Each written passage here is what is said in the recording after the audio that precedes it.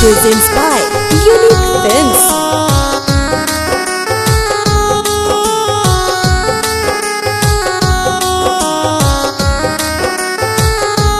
Mixed by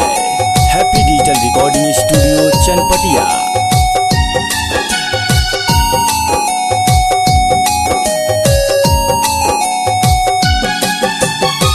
सुतेलु जब तो से जावा पजा के साचे बतावा हमर कसम के खा के सुतेलु जब तो से जावा पजा के साचे बतावा हमर कसम के खा के सपनों में जो हेलू कि ना हो याद करके रोवेलू कि ना हो हाँ याद करके रोवेलू कि ना हो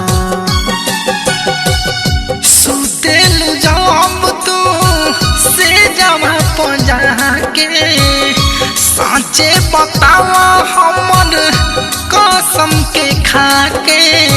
सपनों में जो हेलू कि ना हो याद करके रोवेलू कि ना हो करे जा याद करके रोवेलू कि ना हो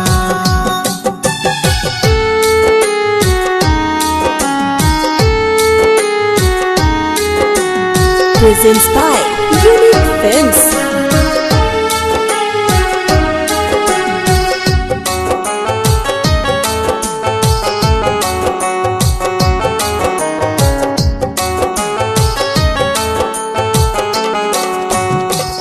एने हम रात दिन तोर पत बानी हमर बनाई दिहलो बसे के कहानी सुन के कहानी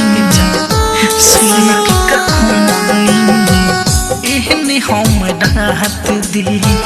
तोर पत बानी हमर बनाई दिहलो बस एक कहानी हम ही तो रही तोहर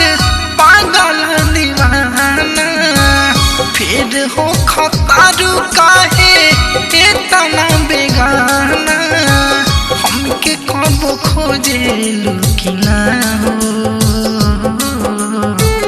याद करके रोवेलू कि ना हो जा याद करके रोवेलू कि ना हो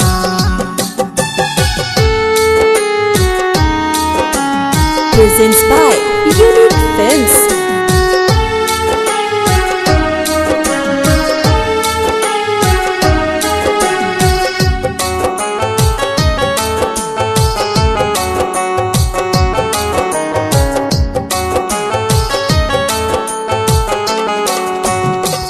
राइटर विदेशी से पहलू धोखा धरी अवधि से आर्यन जियते जी मरी जियते जी मरी राइटर विदेशी से पहलू धोखा धरी अवधि से आर्यन जियते जी मरी बिरह के तीर से मारे पीड़ा देलो पल भर में हमसे मुँह फेरा लेलो गम में कब खोवेलू कि ना हो याद करके रोवेलू कि ना हो करे जा याद करके रोवेलू कि ना हो Happy Digital Recording Studio.